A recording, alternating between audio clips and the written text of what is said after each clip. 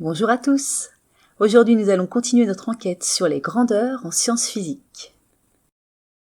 Cette capsule va te permettre de différencier grandeur simple et grandeur composée, faire un bilan des attributs des grandeurs simples et enfin découvrir quelques grandeurs composées. Voici quelques conseils pour tirer le meilleur parti de ce cours. Tout d'abord, ce serait bien que tu aies regardé la capsule Les grandeurs en sciences physiques première partie, si ce n'est pas déjà fait, mais aussi toutes les capsules précédentes sur les grandeurs, ça va t'aider. Ensuite, tu auras besoin de ton cahier pour prendre des notes et écrire les questions que tu pourrais avoir, nous y répondrons en classe tous ensemble. N'hésite pas à faire pause ou à revenir en arrière si besoin. Enfin, après avoir visionné toute la capsule, surtout n'oublie pas de compléter le petit questionnaire que tu trouveras sur Illico. Allez, c'est parti! Tu connais déjà quelques grandeurs. La masse, la température, la longueur, le temps ou encore le volume ou la vitesse. Pour s'y retrouver, on pourrait les diviser en deux catégories. Celles qui se mesurent directement, comme la masse, la température, la longueur et le temps, et celles qui doivent être calculées en multipliant ou en divisant des grandeurs.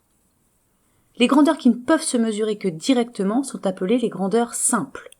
Les autres, celles qui nécessitent un calcul à partir de ces grandeurs simples, sont appelées grandeurs composées. C'est le cas du volume, de la vitesse, mais aussi de la masse volumique. Voyons tout cela en détail. Commençons par les grandeurs simples. Si tu as regardé les capsules précédentes, tu sais que chacune possède un symbole, une unité principale, qui elle-même a un symbole. Tu sais aussi que l'on peut les mesurer à l'aide d'un ou plusieurs appareils de mesure. Commençons par la température. Son symbole est grand T ou θ, son unité le degré Celsius, le symbole petit rond et ses majuscules, et on peut la mesurer à l'aide d'un thermomètre. Passons ensuite au temps, de symbole T minuscule. Il a pour unité principale la seconde, de symbole petit s, et il peut se mesurer avec un chronomètre. La longueur, elle, a pour symbole L ou D minuscule, son unité est le mètre, dont le symbole est M minuscule, et elle peut se mesurer avec une règle. Enfin la masse, de symbole M minuscule, qui doit être exprimée en kilogrammes, qui s'écrit K minuscule et J minuscule, et on la mesure avec une balance.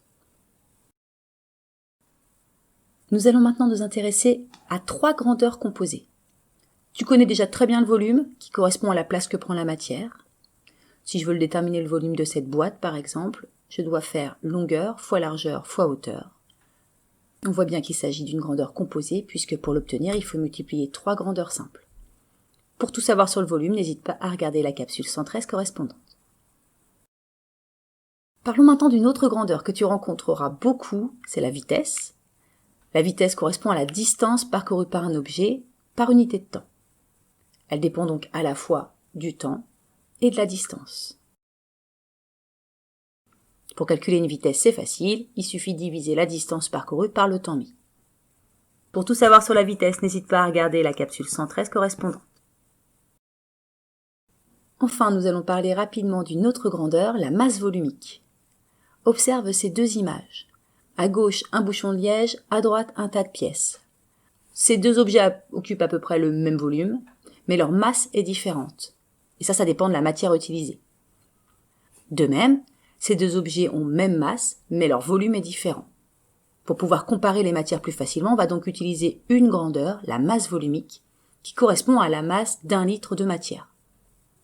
La masse volumique, c'est une grandeur composée, puisqu'elle se calcule en divisant la masse par le volume de l'objet ou de la matière. Comme pour toutes les grandeurs que nous avons étudiées, n'hésite pas à regarder la capsule 113 correspondante. Résumons un peu ce que nous savons sur les grandeurs. Il en existe deux types, simple ou composé. Comme exemple de grandeur simple, nous avons la masse, la température, la longueur et le temps. Parmi les nombreuses grandeurs composées, nous pouvons retenir le volume, la vitesse et la masse volumique. Et voilà, tu disposes à présent d'un outil de plus pour faire des sciences. N'oublie pas de noter les questions à l'arrière de ton cahier et de répondre au petit questionnaire sur Illico. À bientôt!